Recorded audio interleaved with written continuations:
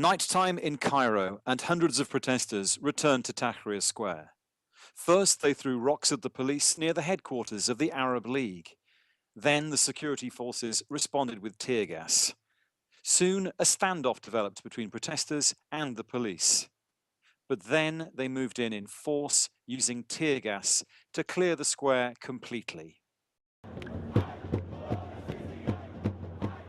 Tuesday had marked the second anniversary of the Mohammed Mahmoud killings, in which dozens of protesters died in violence with the military.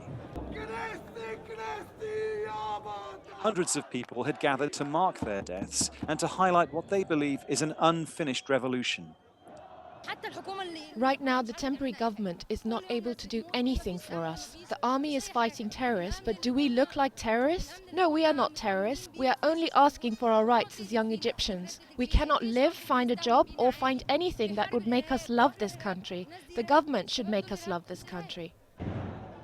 But while these revolutionaries were gathering close to Tahrir Square, in the square itself, the supporters of the defense minister, General Abdel Fattah el-Sisi, were also present. For they believed their cause was equally valid. I support both the 25th January Revolution and the 30th June too. I'm here also to support the army and the security of my country, because without them we do not have a state. I'm also here to call for the goals of the revolution to be achieved, because poor people are struggling to live here. Many people had feared the second anniversary of the Mohammed Mahmoud killings would bring renewed bloodshed. And during the daylight hours, the revolutionaries did storm the center square, forcing the pro-military crowds to flee and compelling the police to use tear gas to try to bring order back. The one group that was not on Mohammed Mahmoud or Tahrir Square earlier was the Muslim Brotherhood.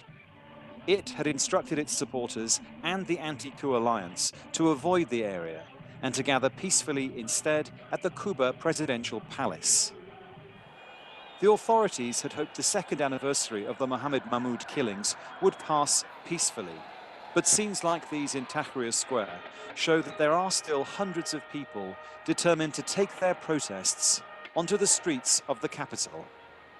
Dominic, Kane, Al Jazeera, Cairo.